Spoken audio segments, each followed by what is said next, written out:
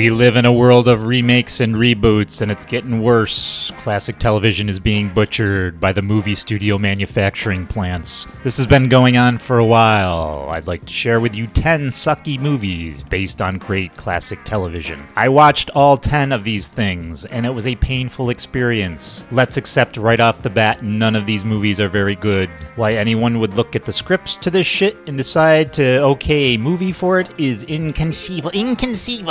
The fact that someone looked at the finished product and decided this is something we should release in theaters has got to be the product of inbreeding. There is some missing chromosome somewhere. Alright, let's take a look at this shit. The Beverly Hillbillies is a 1993 American comedy film starring Jim Varney, Diedrich Bader, Dabney Coleman, Erica Eleniak, Cloris Leachman, Rob Schneider, Leah Thompson, and Lily Tomlin. Actually a very, very good cast. Based on the television series of the same name, which ran from 1962 to 1971, the film features cameo appearances by Buddy Ebsen, the original Jed Clampett, in his final motion picture appearance, playing his other starring television role, Detective Barnaby Jones. Dolly Parton shows up, and Zsa Zsa Gabor. The film grossed $57 million worldwide and was panned by critics. It follows a poor hillbilly named Jed Clampett, who becomes a billionaire after inadvertently finding crude oil in his property while firing his gun. I watched this years ago and remembered that it was pretty terrible. I watched it again for this video and it's still pretty terrible.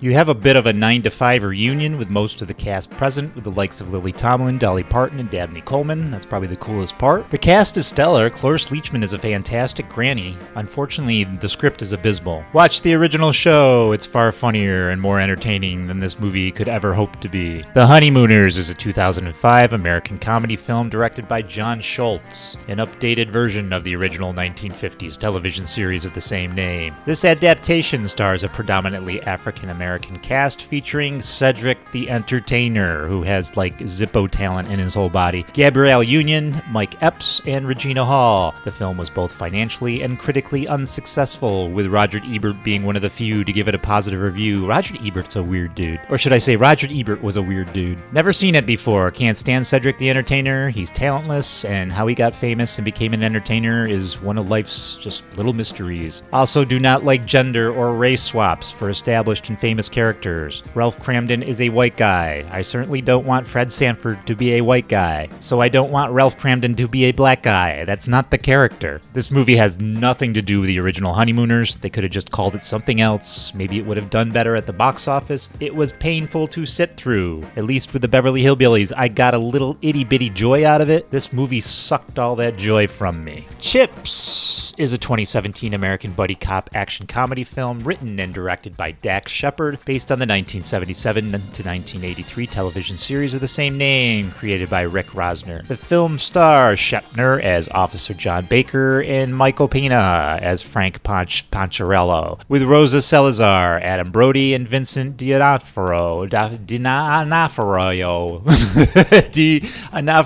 the Kingpin from the Daredevil series, in supporting roles. Principal photography began on October 21st of 2015 in Los Angeles. The film was released on March 24th, 2017 by Warner Brothers Pictures and grossed $26 million against a budget of $25 million. It was panned by critics for its plot and direction, probably because they were both pieces of shit. Unlike the original series, the movie was produced without the cooperation of the California Highway Patrol, the actual Chips, and without a license to use Chip logos. Probably because they read the script and they decided it was crap. All these movies are the lowest common denominator, and this includes Chips. There is a small audience for it. If you are in that minority, go to it. Beyond that, this movie needs to get on a motorcycle and drive off a cliff. If this movie had a saving grace, the action scenes were well directed and choreographed. Too bad the comedy wasn't. Starsky and Hutch, one of my favorite shows. Starsky and Hutch is a 2004 American buddy cop action comedy film directed by Todd Phillips. The film stars Ben Stiller as David Starsky and Owen Wilson as Ken Hutch Hutchinson, and is a film adaptation of the original television series of the same name from the 1970s. Two streetwise undercover cops in the fictional city of Bay City, California in 1975 bust drug criminals with the help of underworld boss Huggy Bear. The film is a prequel to the television series, as it portrays Starsky and Hutch being first partnered. The film was released on March 5th, 2004, received mixed reviews from critics, and was commercialized commercially successful, earning $107 million worldwide on a $60 million budget. Why? I don't know. Because Ben Stiller and Owen Wilson are pretty popular. Or were pretty popular. Ben Stiller earned a Golden Raspberry Award nominated for Worst Actor. Carmen Electra earned a nomination for Worst Supporting Actress. This is a terrible fucking movie. It's not funny. The action scenes aren't very good. The best part is the original Starsky and Hutch show up at the end for a cameo. A very, very brief cameo. This sucks. This movie blows. I hate it. Charlie's Angels from 2019. Let's not confuse this movie with the 2000 Charlie's Angels film and the sequel, which were both, I thought, pretty good. This one may still be in people's consciousness. I've heard nothing positive about it. In making this very video, I had to sit down and watch it, knowing it was going to be 90 minutes of pure shit. Who knows? Maybe I would be pleasantly surprised with the bar being so low. Charlie's Angels is a 2019 American action comedy. That's debatable. Film written and directed by Elizabeth Banks. Didn't she do The Bear, or Cocaine Bear? That also sucked.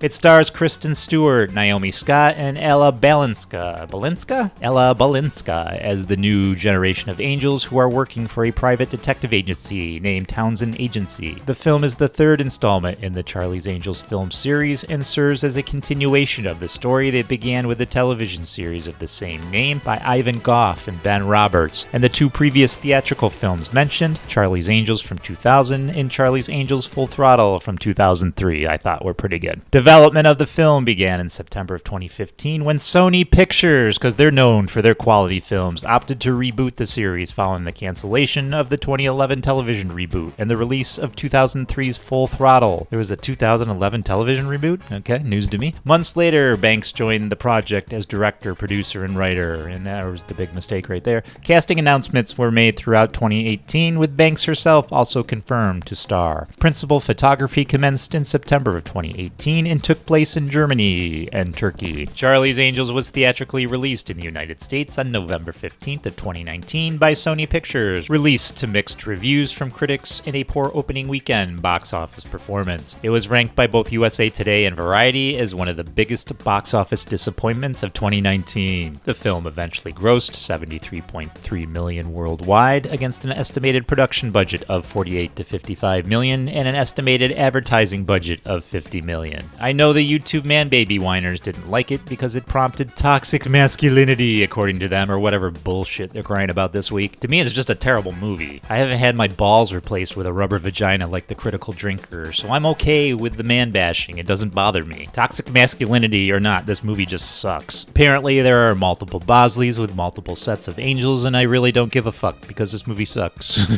Bosley is a rank in the Townsend organization, whatever, which was never mentioned in the original show, and this movie is like an onion. It has layers. It has layers of stupidity, and once you're through one layer of stupidity, you move on to the next layer of even stupidity. Even stupider. I turned this off because I didn't remotely give a shit. It was boring. The acting and script were terrible. It was a pile of shit. I couldn't make it all the way through. I wasn't going to torture myself for this one. I had other movies to torture myself with. This is without a doubt one of the worst TV to movie remakes I watched out of this set of 10. Speaking of extreme torture, The Dukes of Hazzard from 2005. Let's talk about Johnny Knoxville. I never thought Jackass was funny. I never got why Jackass was funny. It was lost on me. I think I laugh at some stupid shit, but Jackass was beyond stupid. In turn, I really can't stand Johnny Knoxville. He's just one of those actors you don't like for no particular reason. I don't like Sean Penn or Alec Baldwin either, but there's a reason I can't stand them. I don't have a good reason for not liking Johnny Knoxville beyond not liking him. This is just as an actor, let's be clear, not as a human being. Obviously, I don't know him in everyday life. I'm sure he's a joy to be around. With all that shit said, The Dukes of Hazzard is a 2005 American action comedy film loosely based on the television series of the same name. The film depicts the adventures of Cousin Bo, Luke, and Daisy and their Uncle Jesse as they outfox crooked Hazzard County Commissioner Boss Hogg and Sheriff Roscoe B. Goldchain. The film was released on August 5th of 2005 by the Warner Brothers Pictures, while financially successful with an opening debut of $30 million and a worldwide gross of $109.8 million. The film met with generally negative reviews from critics. The film was followed by a direct-to-video prequel titled The Dukes of Hazzard. The Beginning in 2007, a movie I will never fucking watch. Although initially he commented that he enjoyed the new style of relationship between the movie version of Bo and Luke, John Schneider, who played Bo Duke in the original series, was later asked if he saw the film and said, "My gosh, it was terrible. It wasn't Duke's. It was true to whatever it was. I just don't know what that was." I totally agree with you, Mr. Schneider. We don't know what the fuck it was either. If I was to say something good about this movie, it's they got the General Lee right, and that's about all they got right. Bewitched is a 2005 American fantasy romantic comedy film co-written, produced, and directed by Nora Ephron, and starring Nicole Kidman and Will Ferrell alongside an ensemble cast. The film follows an actor who discovers during the remake of Bewitched that his co-star is an actual witch. Produced and distributed by Columbia Pictures with Red Wagon Entertainment, the film is a reimagining of the television series of the same title. Bewitched opened theatrically on June 24th of 2005 to negative reviews and failed to meet expectations at the box office. Not much magic in this film. Budgeted at $85 million, it achieved a worldwide gross of $131.4 million, considered a box office dud. The total gross for the United States was $63.3 million, with international at $68.1 million. I'm surprised it even remotely made that much. I'm not sure what the hell they were trying to do there. In the movie, they're making a remake of Bewitched with a witch who has a family just like Bewitched, but the television show isn't based on that family. And I repeat, I'm not sure what they're trying to accomplish with this movie. Why was this thought to be a good plot device? So it's kind of if a sequel to the original television show, with a show being a show, and they're turning it into a new show with characters from the show appearing in the present day based on the characters of the show for no good reason. It's all rather stupid. Beyond that, it's just a bunch of scenes thrown together, all with nods to the original show. It's a complete mess. Unlike the Honeymooners and the Dukes of Hazzard, I made it through watching the entire film. That's the only praise I can give it. It had glimmers of entertainment. It still sucked. I Spy, 2002. This is a movie remake of the show starring the late great Robert Culp, who I originally became familiar with through The Greatest American Hero, and then Bill Cosby, who will be considered late, but not so great. That's what happens when you drug women and then rape them. I don't get it. Maybe it's a power thing. He has or had more money than God. I don't think he would have had a hard time picking up a quick lay. Yes, he was married, but at least it would have been consensual. Anyways, that's not why we're here. We're not talking about that piece of shit. Let's talk about this piece of shit movie, I Spy. It's just another obscure IP that they made a movie out of its name alone. It has nothing to do with the original show. The original show was 10 to 20 times better. That probably doesn't even have to be said. The characters on the television show weren't bumbling idiots. Culp and Cosby played it straight. Owens and Murphy play their typical bumbling selves. They play themselves in every movie. Character actors, they are not. The movie looks extremely cheap, from the snow set in the opening action piece. It's like it was filmed on the 3rd or 4th season set of Star Trek The Next Generation. The movie would have been fine if they called it something else. It's like a so-so buddy cop movie. Not a good movie, not at all, and it definitely was not I Spy. Get Smart is a 2008 American spy action comedy film. They keep calling these comedy films. I don't know why. Directed by Peter Segal. The film is based on the Mel Brooks and Buck Henry's television series of the same name. The film stars Steve Carell, Anne Hathaway, Dwayne Johnson, and Alan Arkin, with Terrence Stamp and James Caan in supporting roles. Bernie Kopel, who played Siegfried in the original series, also appeared in the film. The film centers on an analyst named Maxwell Smart, who dreams of becoming a real field agent and a better spy. The film was released in North America on June 20th of 2008. Get Smart received mixed reviews from critics, but was a commercial success, earning $230 million on an $80 million budget. On October 7th, 2008, it was reported that Warner Brothers and Village Roadshow Pictures were producing a sequel. Oh, Jesus Christ. In July 2010, Steve Carell said he was recently given a potential script for the sequel to Get Smart, but passed on it. You mean it was actually worse than the first? He said that he was still very interested in eventually making a Get Smart sequel, but was willing to wait until a decent script was developed. Wait a minute, Steve, you made the first piece of shit, and that script sucked. During 2013, Carell said there was unlikely to be a sequel. In December of 2013, however, Peter Segal claimed Get Smart 2 had been close to being made, with the funny script, I'm sure, written by Carell himself. By 2019, Segal stated that too much time has passed for a Get Smart sequel to be viable, which is fine, as I don't think anyone really remembers this movie was ever made. How it was a box office success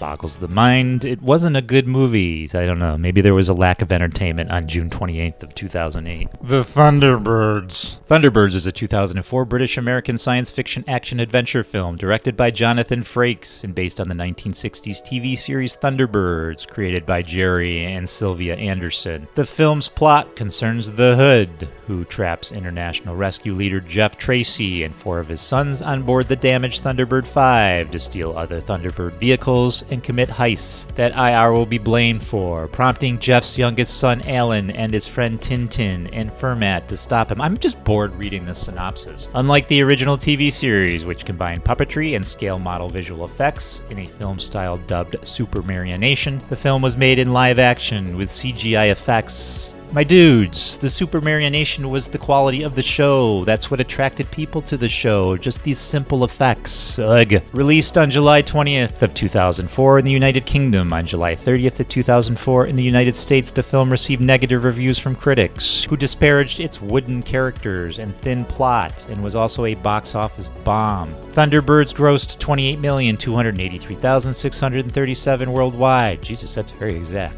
And with an estimated $57 million budget. Frakes attributed the film's commercial value to a combination of stiff competition from its competitors. I love how these filmmakers always blame like the fans or competition and never blame their own shitty film.